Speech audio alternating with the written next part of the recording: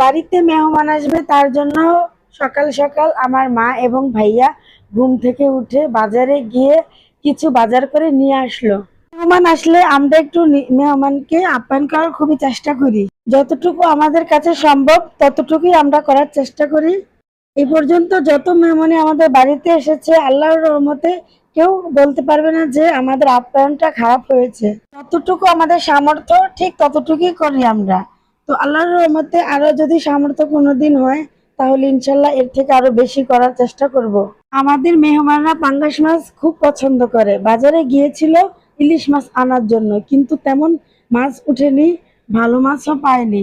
তার জন্য আমাদের মেহমানদের পছন্দেরই মাছ আনা হয়েছে। আরো কয়েকবার ওনারা এসেছিল, তখন ওনাদেরকে বড় ইলিশ মাছ সাথে বড় চিংড়ি মাছও খাওয়ানো হয়েছে। তো এবার তাদের পছন্দ মতোই পাঙ্গাস মাছ খাওয়ানো হবে। তো এবার আমি রান্নার কাছে চলে গেলাম। প্রথমে গরুর মাংসটাকে কষিয়ে বসিয়ে দেব।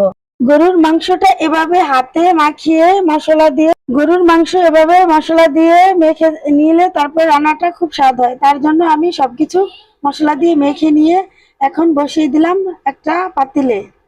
গরুর মাংসটা কষিয়েও রান্না করা যায়, এভাবে মেখেও রান্না করা যায়, দুই রকম ভাবেই রান্না করা যায়। তো আমি মেখে রান্না করে বসিয়ে দিলাম। তো কিছুক্ষণ কষিয়ে তারপরে নেড়েচেড়ে দেবো। এখন আমি ঢাকনা দিয়ে দিলাম যেন তাড়াতাড়ি সিদ্ধ হয়। আর এদিকে আমার মা পাঙ্গাস মাছটা কাটছে। পাঙ্গাস মাছটা আসলে কাটতে খুবই কষ্ট হয়, আমরা তো কখনো কাটিনি আর কাটতেও পারি না। যত মাছ আনা হয় আমার মাই কাটে। তো মাথাটা এত শক্ত, মাছটা কাটতে খুবই কষ্ট হয়েছে। আমার মাংসটা কষানো হয়ে যাচ্ছে, তো আমি একটু নেড়ে একটু পানি দিয়ে দিলাম যেন ভালো করে মাংসটা সিদ্ধ হয়। তো মাংস সিদ্ধ হওয়ার পরে একটু আলু দিয়ে দিলাম, সাথে একটু কাঁচা পেঁয়াজ দিলাম। কাঁচা পেঁয়াজ দিলে খুবই মজা হয়। এবার ঢাকনা দিয়ে ঢেকে দিলাম, মাংসটা হবে। আরেকদিকে পাঙ্গাস মাছ কেটে ধোয়ার পরে এখন আমি পাঙ্গাস মাছ ভাজতেছি। এই পাঙ্গাস মাছটা এখন আমি পেঁয়াজ দিয়ে ভুনা করব। তো সবসময় মেহমান আসলে রোস্ট করা হয়, এবার আর রোস্ট করব না, মুরগিটাকে একটু ঝাল ঝাল করে রান্না করব। তার জন্য আমি ভালো করে মুরগিটাকে ধুয়ে নিচ্ছি। এভাবে ধুয়ে চালুনে নিলে পানিটা ঝরে যায়, তার জন্য আমি ভালো করে ধুয়ে চালুনে নিচ্ছি। কিছুক্ষণ চালুনে রেখেছি, পানিটা ঝরে গেছে। এখন আমি মশলা দিয়ে মেখে ভালো করে নেব। তারপর কিছুক্ষণ আমি মেখে এভাবে রেখে দেব। তারপর ভালোভাবে মাংসটাকে ভেজে নিব। ভেজে রান্না করলে সবাই খেতে চায়, আর কষিয়ে রান্না করলে কেউ খেতে চায়, কেউ খেতে চায় না। তাই ভাবলাম সবার জন্যই ভেজে রান্না করি। এখন পাঙ্গাস মাছটাও রান্না করব। তাড়াহুড়া রান্না জানি না কেমন হয়। এদিকে সবকিছু গুছিয়ে গেছি, আনতে সময় কোন দিক দিয়ে চলে যাচ্ছে টেরই পাওয়া যাচ্ছে না। তাড়াহুড়ার রান্না কেমন হবে, মেহমানরা খেয়ে কি বলবে তা জানি না। সেটা মনের মধ্যে একটা খটকা লেগেই আছে, কারণ রান্নাটা আমিই করছি। তাই পাঙ্গাস মাছটা এখন পেঁয়াজ দিয়ে ভুনা করব। এই কড়াইতে রান্না করতে করতে দিন দিন কড়াইটা কালো হয়ে যাচ্ছে। কয়েকদিন পর আমাকে সবাই বলবে কাল্লা কড়াই দিয়ে রান্না করছে। তবে এত কালো হওয়ার আগেই বারবার ধুয়ে পরিষ্কার করার চেষ্টা করছি। এবার আমাদের বাসায় মেহমানরা চলে আসছে।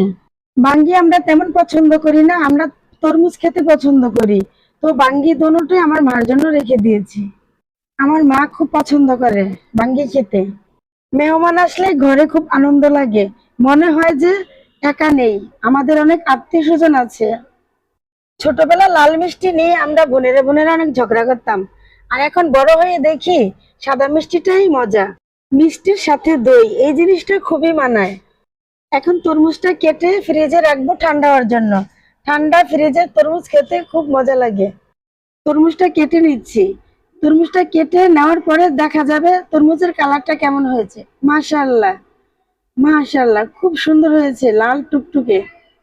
বাজারে তরমুজ কিনতে গেলে আজও বুঝতে পারিনি কোনটা লাল হবে কোনটা সাদা হবে।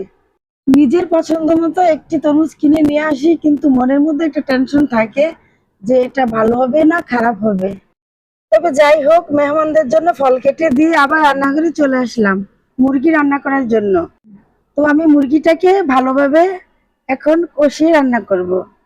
মশলাটাকে যত কষাবেন ততই মজা হয়। তো ভালো করে কষিয়ে মুরগিটা দিয়ে দিলাম। কিছুক্ষণ কষিয়ে পানি দিয়ে রান্না হয়ে যাবে।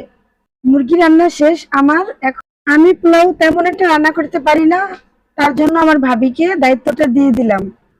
ভাবি তার মন মতো রান্না করবে। আমার মা অনেক ভালো পোলাও রান্না করতে পারে। তো যেহেতু ভাবি আছে তাই ভাবিকে দিলাম দায়িত্বটা। মাশাল্লাহ কত সুন্দর হয়েছে পোলাওটা, ঝরঝরে। আলহামদুলিল্লাহ রান্না বান্না সব শেষ। তো এখন আমি সবগুলো রান্না সাজিয়ে নিলাম। এই হলো পাঙ্গাস মাছ। গরুর মাংসটাও সুন্দর হয়েছে দেখতে। এখন আমার কাছে মনে হচ্ছে মাশাল্লাহ আমি অনেক ভালো রান্না করতে পারি।